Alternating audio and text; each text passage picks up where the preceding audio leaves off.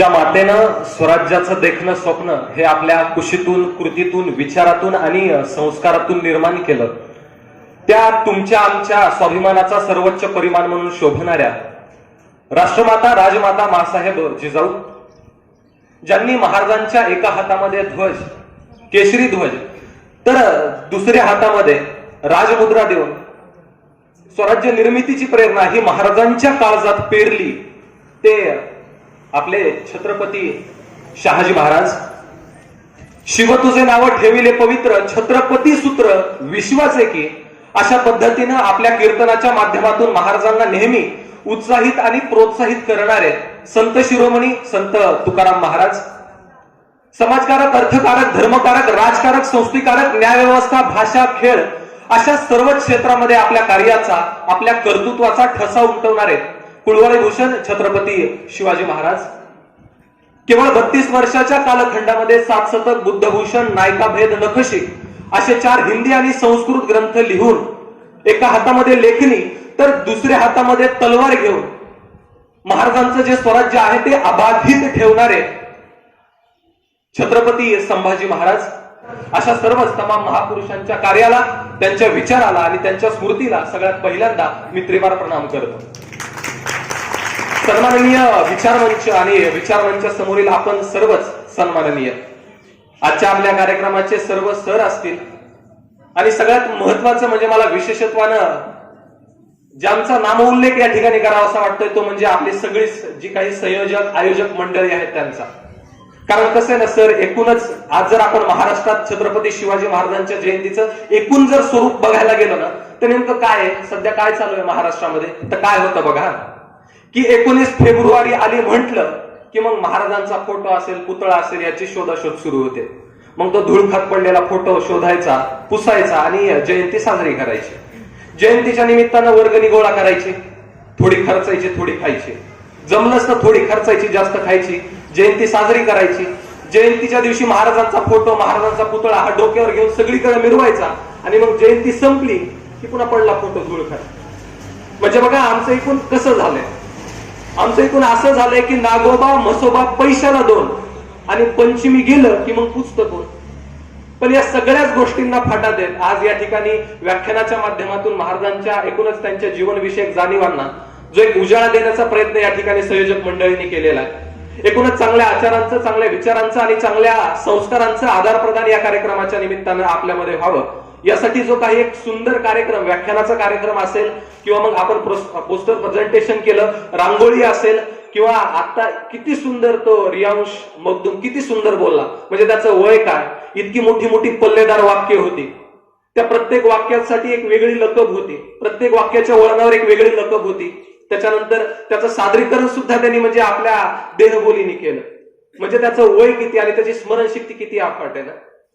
तर त्याला सुद्धा तुम्ही इथं विचारपीठ या ठिकाणी उपलब्ध करून दिलं. पोवाड्याचा कार्यक्रम अतिशय सुरेख झाला आणि त्यामुळं अशा पद्धतीनं मला वाटतं की शिवजयंती ही अनेक महाविद्यालयात नाही होत, तर ती आपण घेत आहे. कारण काय होतं ना की शिवजयंती ही नाचून साजरी होते, मला वाटतं शिवजयंती ही वाचून साजरी झाली पाहिजे आणि तो पायंडा मला वाटतं या ठिकाणी आपण या कार्यक्रमाच्या निमित्तानं सगळेच जण गेल्या कित्येक वर्षापासून करत असल्याचं मला संयोजकांनी सुद्धा सांगितलं आणि त्यामुळे मला खरंच फार आनंद झाला की अशा पद्धतीनं तुम्ही ह्या सगळ्या कार्यक्रमाचं आयोजन, नियोजन, संयोजन सगळं पद्धतीनं करता.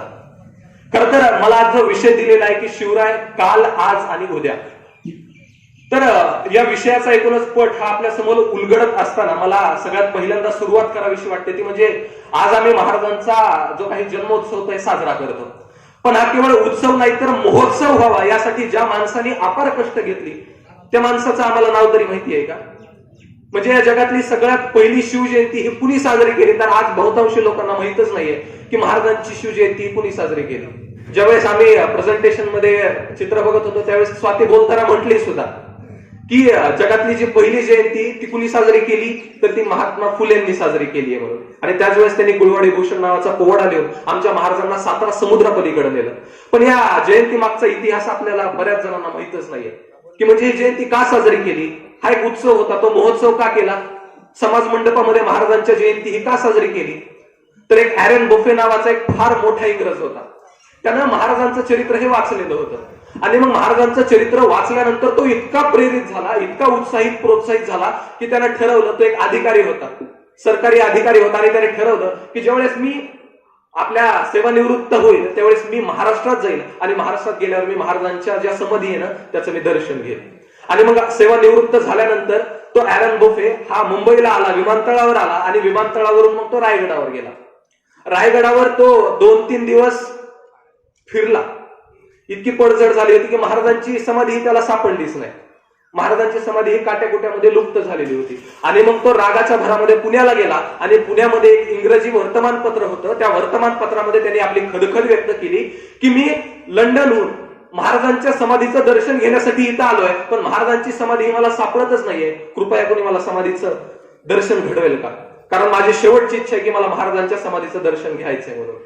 आणि मग ही बातमी ज्यावेळेस इंग्रजी वर्तमानपत्रातून महात्मा फुलेंनी वाचली त्यावेळेस त्यांनी तो जो वर्तमानपत्र होतं ते रागाच्या भरात असं भिरकावून दिलं आणि ताडकन ते रायगडावर गेले. आणि मग रायगडावर गेल्यानंतर 3-4 दिवस अथक परिश्रम करून त्यांनी काट्याकुट्यामध्ये लुप्त झालेली महाराजांची समाधी ही शोधून काढली, तिची डागडूज केली, त्याची पुनर्बांधणी केली, आणि त्या ठिकाणी 4-5 माणसं त्या ठिकाणी नियोजित करून दररोज दिवाबत्तीची सोय करून ते 1978 मध्ये पुण्यामध्ये आले. आणि मग पुण्यामध्ये सगळ्यात पहिल्यांदा आमच्या महाराजांची जयंती ही त्यांनी साजरी केली.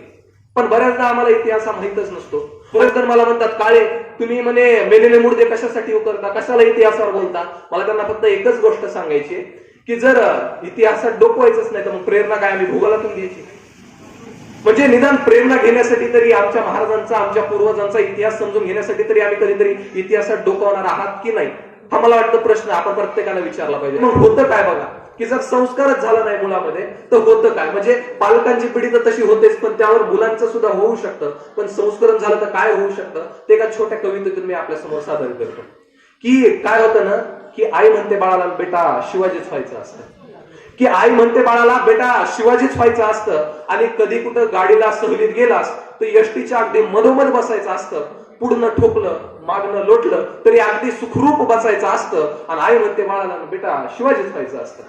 आई म्हणते बाळाला बेटा शिवाजीच व्हायचं असतं. आणि कधी कुठं हॉस्टेलला गेलास आणि कधी कुणी 4 शंकरपाळे दिले तर एकट्यानंच खिशात टाकून खायचं असतं, अगदी कुणालाच द्यायचं नसतं. आणि आई म्हणते बाळाला आणि बेटा शिवाजीच व्हायचं असतं. बाजूला बापही उभा असतो. बापही म्हणतो हो बाळा, आई म्हणते ना ते अगदी बरोबर आहे, हो बाळा बेटा तू शिवाजीच व्हायचं असतं. कधी कुणाच्या कार्यक्रमाला जायचं नसतं, गेला असतं कधी सहभागी व्हायचं नसतं, मागणं बसून फक्त एकट्यानं ऐकायचं असतं. आणि बापही म्हणतो बाळाला की बेटा शिवाजीच व्हायचं असतं. मग आईला परत चेव येतो. आई म्हणते हो बाळा, पप्पा म्हणताय ते अगदी बरोबर आहे, बाळा बेटानं शिवाजीच व्हायचं असतं. कधी कुणाच्या आद्यात जायचं नसतं, कधी कुणाच्या मध्यात जायचं नसतं, आपला विषय ना ते एकट्यानं जगायचं असतं. आणि आई म्हणते बाळाला आणि बेटा शिवाजीच व्हायचं असतं. आई म्हणते बाळाला बेटा शिवाजीच व्हायचं असतं. उन्हात जायचं नसतं, पावसात भिजायचं नसतं, आणि घरात एकट्यानं बसून कार्टून नेटवर्क बघायचं असतं. आणि आई म्हणते बाळाला बेटा शिवाजीच व्हायचं असतं. पण पोरग सुद्धा ना कार्यक्रम करून छान तयार झालेला असतं. म्हणजे त्यांनी सुद्धा असं प्रबोधनपर कार्यक्रम ऐकलेले असतात. पोरगही म्हणतं बापाला हो पप्पा, हो पप्पा बाळानं शिवाजीच व्हायचं असतं, हो मम्मी बाळानं शिवाजीच व्हायचं असतं. पण घरात आधी आईनं जिजाऊ आणि बापानं शहाजी व्हायचं असतं, बापानं शहाजी व्हायचं असतं. आणि त्यामुळे जोपर्यंत आम्ही या पद्धतीचं संस्करण जोपर्यंत आमच्या बालकावर करणार नाही तोपर्यंत अशी पिढी ही घडणारच नाही. मुळात पालकांवरच जर संस्करण झालेलं नसेल तर पिढी घडणारच नाही. आणि त्यामुळे मला असं वाटतं की शिवचरित्राच्या माध्यमातून आपण ते वाचून त्याचं संस्करण आपल्या कोवळ्या मनावर करावं. आणि निश्चितच एक बलशाली महाराष्ट्र या ठिकाणी निर्माण झाल्याशिवाय राहणार नाही. आणि त्यामुळे ज्यावेळेस मी महाराजांचा इतिहास बघायला लागतो त्यावेळेस महाराष्ट्र ग्रेट आहे निश्चितच आहे, पण त्यांच्या ग्रेटनेस मागे नेमकं कोण होतं याचा कधी आपण विचार केलाय का? आणि मग त्यामुळे काही उपेक्षित माणसं राहतात शिवचरित्राच्या माध्यमातून. जे आता मागचं व्याख्यान झालं त्यात सुद्धा त्यांनी अनेक मावळ्यांचा उल्लेख केला की बऱ्याचदा असे जे काही नामउल्लेख आहेत ते मागच राहतात, पडद्याआडच राहतात. आणि त्यामुळे मला असं वाटतं की शिवाजी महाराज जर इतके श्रेष्ठ असतील तर त्यांना घडवणाऱ्या जिजाऊ या खरंच किती श्रेष्ठ असतील नाही? म्हणजे जवळपास महाराज 50 वर्ष जगले, त्यातील 45 वर्ष सावलीप्रमाणे जे काही शिवाजी महाराजांच्या पाठीशी राहिल्या त्या मासाहेब जिजाऊ होत्या. जेव्हा अफजल खानाच्या भेटीप्रसंगी महाराज जात होते त्यावेळेस जिजाऊ त्यांना म्हणाला की हे बघा महाराज, तुम्ही अफजल खानाच्या भेटीप्रसंगी कामी आलात तरी काही हरकत नाही. तुम्ही जरी कामी आलात स्वराज्याच्या तरी मी बाळशंभूस घेऊन स्वराज्य चालू आहे, अगदी बेहत्तरपणे चालू आहे. त्यामुळे तुम्ही कामी आलात तरी काही हरकत नाही, मी बाळशंभूंना घेऊन चालेल. इतकं त्यांचं काळीज होतं. आणि त्यामुळे त्यांनी 2 छत्रपती घडवले, एक नाही तर 2 छत्रपती त्यांनी घडवले. बऱ्याचदा मी सांगत असताना म्हणतो की त्या माय माऊलीने बघा किती किती मोठी गोष्ट केली आहे. म्हणजे आमच्या संभाजीराजांना वयाच्या 16व्या वर्षी अगदी टापोटाप इंग्लिश येत होती. बरेच जण भुवया पण उंचावतील की काही बोलता राव, त्या काळामध्ये काय कॉन्व्हेंट स्कूल होत्या का, त्या काळात काय स्पोकन क्लासेस होते का, मग कसं इंग्लिश कसं ते टापोटाप बोलू शकत असतील. पण हो, एक चालतं बोलतं विद्यापीठ होतं, त्याचं नाव होतं जिजाऊ, ज्यांनी महाराजांना इंग्लिश शिकवली होती. आणि मी तो पुरावा देणार आहे तुम्हाला, कारण पुराव्याशिवाय कोणतीच गोष्ट चालत नाही ना. कारण अनेक जण पुन्हा मग माझ्यावर प्रश्न उचलतील की तुम्ही पुरावा न देताच कसं काय बोलू शकता. तर हा पुरावा आपण इंग्लंडमधून आणलेला एका शिवमावळ्याने. की काय झालं ना की शिवाजी महाराजांचं एक स्वप्न होतं की मुंबई ही आपल्या ताब्यात आली पाहिजे म्हणून. पण महाराजांचं स्वप्न ते दुर्दैवानं राहिलं. पण संभाजीराजांना माहित होतं की मला माझ्या बापाचं स्वप्न आहे ना ते पूर्ण करायचंय. आणि मग ज्यावेळेस त्यांनी ठरवलं, युद्धनीती घडवली की आता आपल्याला मुंबई हे आपल्या ताब्यात आली पाहिजे, त्यावेळेस दुर्दैवानं औरंगजेब हा मुंबईला आला. आता संभाजीराजांना माहित होतं की असं तर युद्ध घडू शकत नाही, कारण त्याचं माणूसबळ मनुष्यबळ हे प्रचंड आहे, आपला त्यासमोर टिकाव लागणार नाही. त्यामुळे शिवनीती त्यांच्या डोक्यात होती. आणि मग त्यामुळे त्यावेळेसचा जो तत्कालीन ब्रिटिश गव्हर्नर होता केजविन, त्याला महाराजांनी पत्र पाठवलं की हे बघ केजविन, तुला जेवढे पैसे पाहिजेत ना तेवढे मी देतो, पण एक काम कर की मुंबई ही माझ्या ताब्यात आहे. आणि मग केजविनला वाटलं की नाही, महाराजांना थोडी समज द्यायला हवी, कारण सध्या तर ती गोष्ट शक्य नाही. आणि मग ते समज देण्यासाठी केजविन हा महाराजांना भेटण्यासाठी रायगडावर आला. असे महाराज रायगडावरच्या आपल्या महालामध्ये सिंहासनावर बसलेले होते. आणि मग समोर केजविनला बघितलं आणि महाराजांच्या नेत्रपटलावर ज्यावेळेस केजविन आला त्यावेळेस महाराज केजविनला म्हणाले की वेलकम मिस्टर केजविन.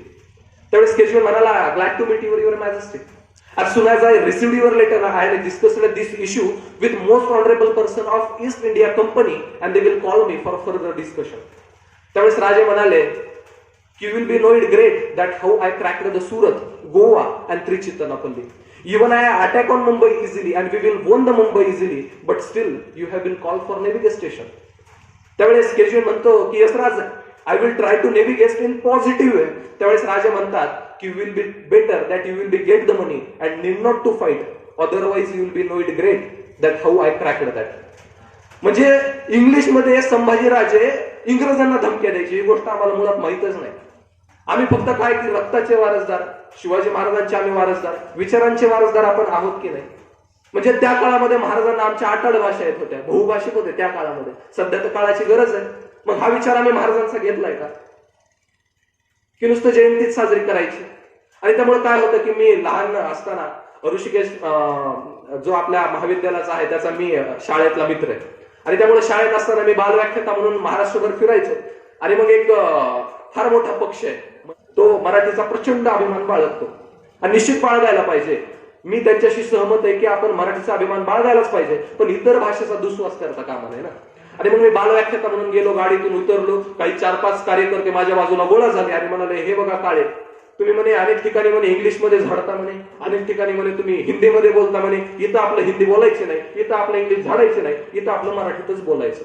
मी म्हटलं का मी इंग्लिशमध्ये बोलायचं नाही. तर ते म्हणे तुम्ही विसरताय की तुम्ही महाराष्ट्रात राहता, याचा अर्थ तुम्ही मराठीचा अभिमान बाळगायला पाहिजे.